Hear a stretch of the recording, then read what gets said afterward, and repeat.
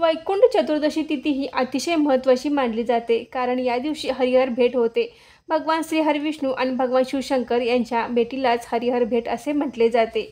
या दोन देवतांची या दिवशी एकत्रित पूजा केली जाते. कार्तिक पौर्णिमेच्या अगोदर चतुर्दशी तिथीला वैकुंठ चतुर्दशी साजरी केली जाते. निश्चित कालामध्ये भगवान श्री हरिविष्णू आणि भगवान शिवशंकर यांची पूजा केली जाते. यावेळी भगवान विष्णूंना बेलपत्र आणि भगवान शिवशंकरांना तुळशीपत्र अर्पण केले जाते. आजच्या व्हिडिओमध्ये आपण वैकुंठ चतुर्दशी पूजेचा शुभ मुहूर्त कोणता, या दिवशी मध्यरात्री आपण कोणत्या सेवा केल्या पाहिजेत, या सेवेने आपल्या आयुष्यामध्ये कोणता फरक पडतो, अशी सर्व माहिती आपण आजच्या व्हिडिओमध्ये घेणार आहोत. तर व्हिडिओ स्किप न करता शेवट पण नक्की बघा. नमस्कार, मी सारिका भक्ती विश्वमध्ये तुमचे मनापासून स्वागत करते. कार्तिक पौर्णिमेला चातुर्मासाची समाप्ती होते. भगवान शंकर विश्वाचा कारभार भगवान विष्णूंकडे सोपवतात. भगवान शंकरांविषयी कृतज्ञता व्यक्त करताना भगवान विष्णू भगवान शंकरांना तुळशीपत्र अर्पण करतात. वर्षातील असा एकमेव दिवस असतो ज्यावेळी भगवान विष्णूंच्या मूर्तीवर बेलपत्र अर्पण केले जाते आणि भगवान शिवशंकरांवर तुळशीपत्र अर्पण केले जाते. म्हणून या दिवसाला विशेष असे महत्त्व आहे. यालाच हरिहर भेट असे म्हटले जाते. या दिवशी हरिहर मिलन होते.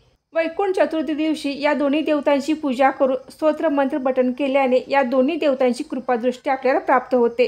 वैकुंठ चतुर्दशीची भगवान शंकरांची आणि भगवान विष्णूंची पूजा ही निश्चित कालामध्ये केली जाते, म्हणजेच मध्यरात्री केली जाते. चतुर्दशी तिथी ही 4 नोव्हेंबरला पहाटे 2:05 सुरू होते आणि रात्री 10:36 चतुर्दशी तिथी संपते. सेवेचा शुभ काळ म्हणजे निश्चित कालामध्ये आपण पूजा करण्याचा शुभ मुहूर्त हा 4 नोव्हेंबरला मध्यरात्री 11:39 ते 5 नोव्हेंबरला पहाटे 12:31 पूजा करू शकता. निश्चित कालामध्ये पूजा करण्याला विशेष असे महत्त्व आहे. तुम्ही जर सकाळी किंवा प्रदोष काळामध्ये भगवान शिवशंकरांच्या शिवपिंडीवर आणि भगवान विष्णूच्या मूर्तीवर अभिषेक घातला असेल तर आपल्याला काही सेवा या मध्यरात्री करायची आहेत.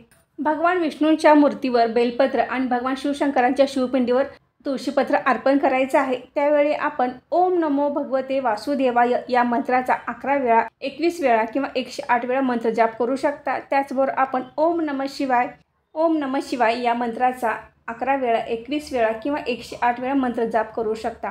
त्याचबरोबर आपण भगवान विष्णूंची सेवा करत असताना व्यंकटेश स्तोत्र, विष्णू सहस्रनाम स्तोत्र आणि विष्णू सहस्रनामावली यांचे देखील पठण करू शकता. त्याचबरोबर तुम्ही शिवस्तुती, शिवमहिमा स्तोत्र आणि शिवाष्टोत्तर नामावलीचेही पठण करायचे आहे.